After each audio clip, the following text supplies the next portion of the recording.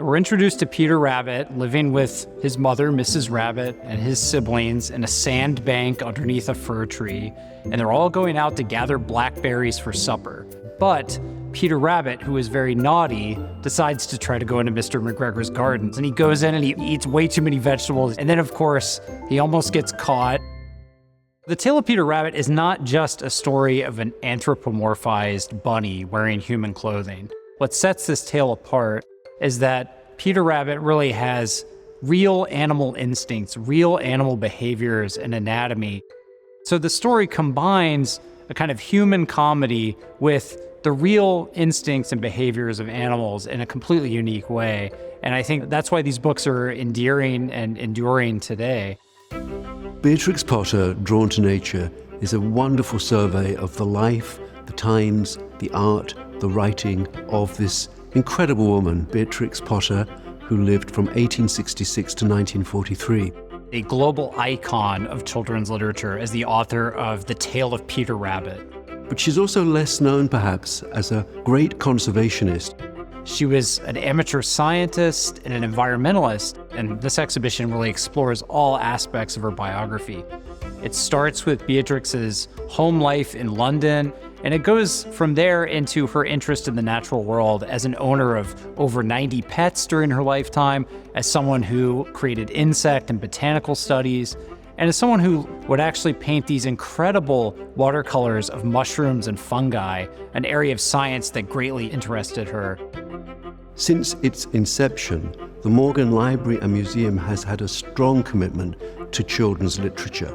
We hold one of the finest collections of Beatrix Potter's picture letters, and these are in some ways at the heart of this exhibition. The Morgan has the very first letter that she wrote to the child Noel Moore, the recipient of the famous Peter Rabbit letter. And in it, we see Beatrix Potter describing her holiday travels with these wonderful little details, like the crabs that these fishermen are catching, a cat walking down a stairwell to the water below. You can see her powerful observations of nature and her expressive drawings really come through in these letters in a big way. It's where she really learned to tell stories to real children and helped her on her way to becoming a beloved author. The second gallery takes us into her career as a children's book writer and illustrator.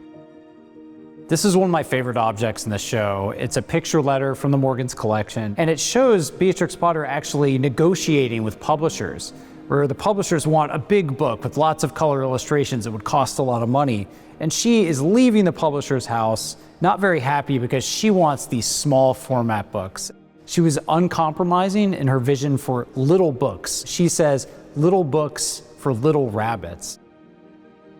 The final aspect of the show deals with the second chapter of her life. From 1913, she was living exclusively in the English Lake District and was a farmer and an environmentalist and a land conservationist, preserving over 4,000 acres of land for the UK's National Trust. And that land is preserved for everyone to enjoy today.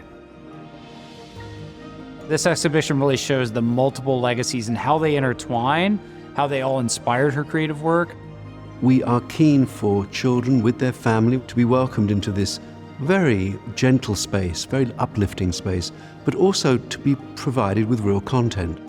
We really want to create formative reading experiences for people that come to the Morgan. We are, after all, a library in addition to being a museum.